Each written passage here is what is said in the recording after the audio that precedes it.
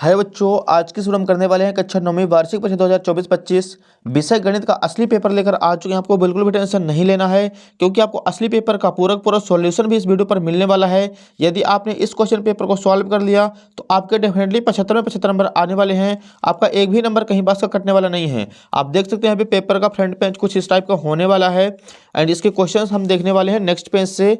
यहाँ पे हमारे सामने है प्रश्न 1, निम्नलिखित में से सही विकल्प का चयन करें। पहला प्रश्न है संख्याओं 2, 4, 6, 8, 10 का माध्य है, तो इसका आंसर हो जाएगा ऑप्शन नंबर बी 6। अगला देखिए, दूसरा प्रश्न है √2 एक संख्या है, इसका आंसर करना है ऑप्शन नंबर ए अपरिमेय संख्या। तीसरा प्रश्न है एक समबाहु त्रिभुज का प्रत्येक कोण होता है, तो इसका आंसर हो जाएगा ऑप्शन नंबर डी 60 डिग्री। अगला प्रश्न चौथा है त्रिभुज के तीनों कोणों का योग होता है, तो इसका आंसर करना है ऑप्शन नंबर सी 180 डिग्री। पांचवा प्रश्न है निम्नलिखित में से केंद्रीय प्रवृत्त की माप नहीं है, तो इसका आंसर हो जाएगा ऑप्शन नंबर सी मीटर। छठवां प्रश्न देखिए, एक चतुर्भुज के तीन कोण क्रमशः 75 डिग्री, 90 डिग्री, 75 डिग्री हैं, तो चौथा कोण होगा, तो इसका आंसर हो जाएगा ऑप्शन नंबर ए 120 डिग्री।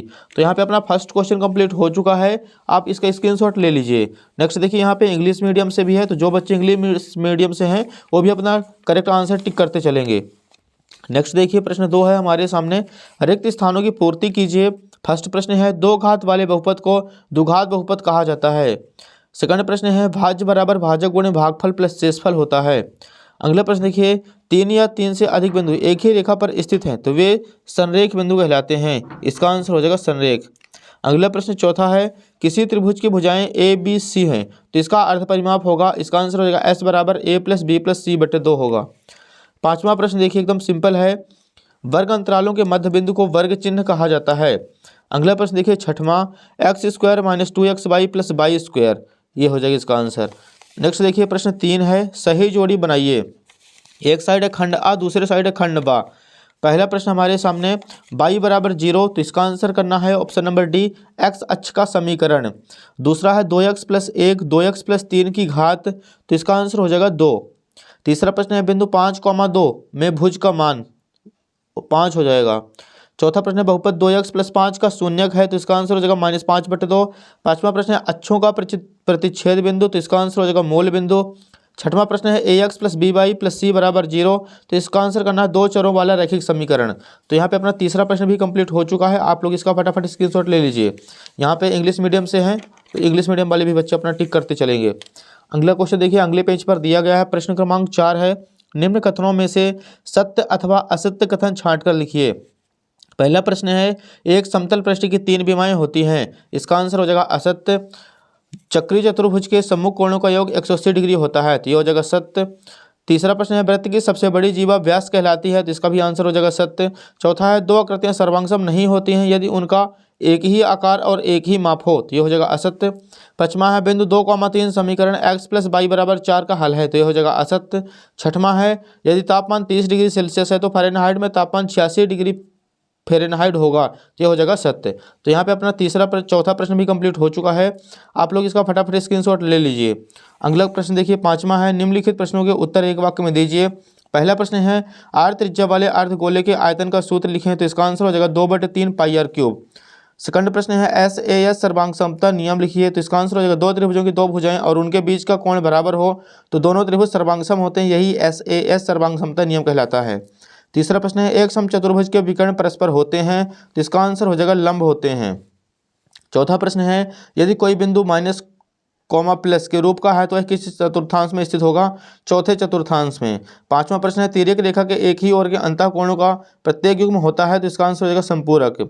छठवां प्रश्न है यदि x बराबर 2 हो तो 2x - y बराबर 5 में y का मान होगा, तो इसका आंसर हो जाएगा -1। तो यहाँ पे अपना प्रश्न क्रमांक 5 भी कंप्लीट हो चुका है, आप लोग इसका फटाफट स्क्रीनशॉट ले लीजिए। अगला प्रश्न देखिए नेक्स्ट पेज पर दिया गया है, यहाँ पे हमारे सामने प्रश्न 6 है, 3/5 और 4/5 के बीच 4 परिमेय संख्याएं लिखिए। अगला प्रश्न देखिए सातवां है 1/√7 - 2 में हर का परिमेयकरण कीजिए। तो बच्चों इसका आपको पूरा सॉल्यूशन नेक्स्ट वीडियो पर मिल जाएगा। आप वीडियो को लाइक, चैनल को सब्सक्राइब कर लीजिए, नोटिफिकेशन को ऑल पे प्रेस कर लीजिए, क्योंकि आपको अगली वीडियो में इसका पूरा सॉल्यूशन मिलने वाला है। फिलहाल आप सभी प्रश्नों को अच्छे तरीके से भी देख लीजिए। प्रश्न 8 है बहुपद px बराबर 5x² - 3x - 2 में p(1) का मान ज्ञात कीजिए। प्रश्न 9 है बिंदुओं 4,5 -4,2 0,3 2 -2,2 का निर्धारण कार्तीय तल पर कीजिए। अगला प्रश्न 10वां है, बिना बिंदुओं को आलेखित किए बताइए कि वे किस चतुर्थांश में स्थित होंगे। यदि पहला पार्ट दिया गया है कोटि 2 है तथा भुज -3 है, दूसरा है भुज -2 है तथा कोटि 3 है। अगला प्रश्न देखिए बच्चों, नेक्स्ट पेज पर दिया गया है प्रश्न क्रमांक 11 है, उस लंबवर्ती शंकु का आयतन ज्ञात कीजिए जिसकी त्रिज्या 6 सेंटीमीटर और ऊंचाई 7 सेंटीमीटर है। प्रश्न 12 है, आयत के कोई दो गुण लिखिए। एकदम सिंपल प्रश्न है बच्चों, फटाफट आप इसका स्क्रीनशॉट लेते चलिए। प्रश्न 13 है, RHS सर्वांग समता नियम को लिखिए। प्रश्न 14 है, यहाँ पे x की वैल्यू हमें फाइंड करनी है, अनुपात दिया गया है, आप लोगों से समझने का एकदम सिंपल है। अगला प्रश्न नेक्स्ट पेज पर दिया गया है, प्रश्न क्रमांक 15 है, यूक्लिड की 5वीं अवधारणा लिखिए। प्रश्न 16 देखिए यहाँ पे दिया गया है, समीकरण 4x + 3y = 12 के दो हल लिखिए। अगले देखिए प्रश्न 17 है, a का मान ज्ञात करना है, x = 3 y = 4 है, समीकरण 3y = ax + 7 का एक हल हो। प्रश्न 18 देखिए, ABCD एक समचतुर्भुज है, PQR और S भुजाओं क्रमशः AB BC CD और DA के मध्य बिंदु है, दर्शाइए कि चतुर्भुज PQRS एक आयत है। अगला प्रश्न हमारे सामने है 19 नंबर, एक जोकर की टोपी एक शंकु के आकार की है जिसके आधार की त्रिज्या 7 सेंटीमीटर, ऊंचाई 24 सेंटीमीटर है। इसी प्रकार की 10 टोपियां बनाने के लिए आवश्यक गत्ते का क्षेत्रफल कितना होगा। पाई की वैल्यू में 22/7 लेनी है। अगले क्वेश्चन देखिए 20 है हमारे सामने, एक राज्य के विधानसभा के चुनाव में विभिन्न राजनीतिक पार्टियों द्वारा जीती गई सीटें नीचे दी गई हैं। मतदान के परिणामों को निरूपित करने के लिए एक दंड आलेख बनाइए। अगला प्रश्न है 21 नंबर, एकदम सिंपल है, मोस्ट इंपॉर्टेंट है, गुणनखंड कीजिए 64 m³ - 343 n³। प्रश्न 22 देखिए, सिद्ध कीजिए कि एक वृत्त के केंद्र से एक जीवा को संदर्भित करने के लिए खींची गई रेखा जीवा पर लंब होती है। अगला क्वेश्चन देखिए नेक्स्ट पेज पर दिया गया है, लास्ट क्वेश्चन नंबर 23 है, एक समबाहु त्रिभुज का परिमाप 30 सेंटीमीटर है और उसकी बराबर भुजाएं 12 सेंटीमीटर की लंबाई की हैं। इस त्रिभुज का क्षेत्रफल ज्ञात कीजिए।